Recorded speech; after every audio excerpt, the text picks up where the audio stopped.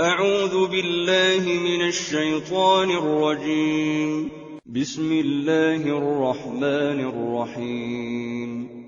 يا أيها المزمل قم الليل إلا قليلا نصفه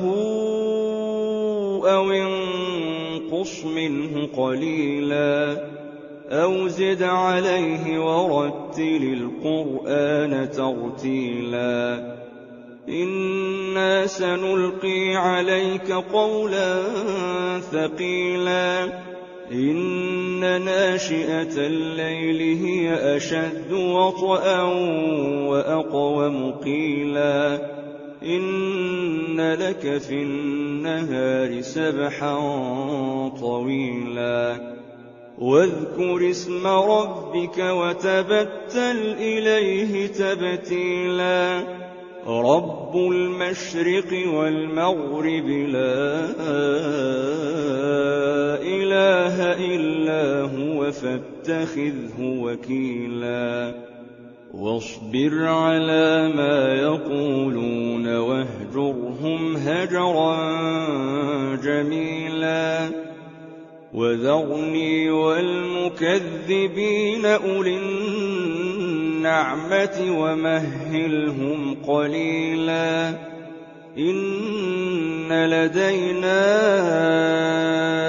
أنكالا وجحيما وطعاما ذا غصة وعذابا أليما يوم ترجف الأرض والجبال وكانت الجبال كثيبا مهيلا إنا أرسلنا إليكم رسولا شاهدا عليكم كما أرسلنا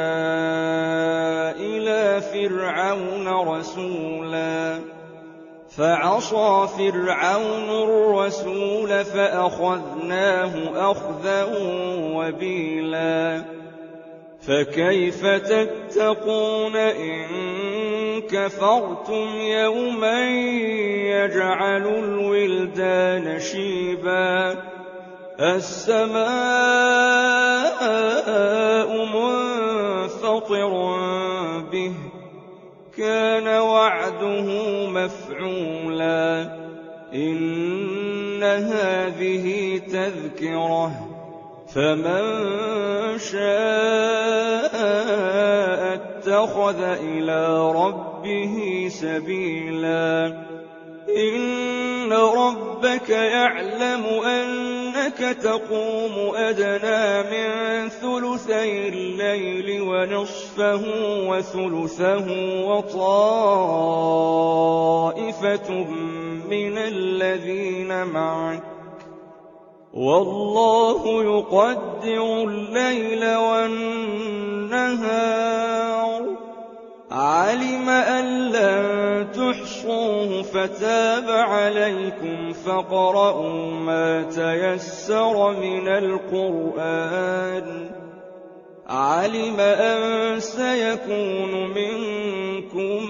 مرضى وآخرون يضربون في الأرض يبتغون من فضل الله وآخرون يقاتلون في سبيل الله فاقرؤوا ما تيسر منه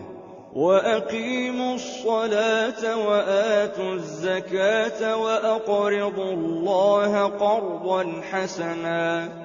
وما تقدموا لأنفسكم من خير تجدوه عند الله هو خيرا وأعظم أجرا واستغفروا الله إن الله غفور رحيم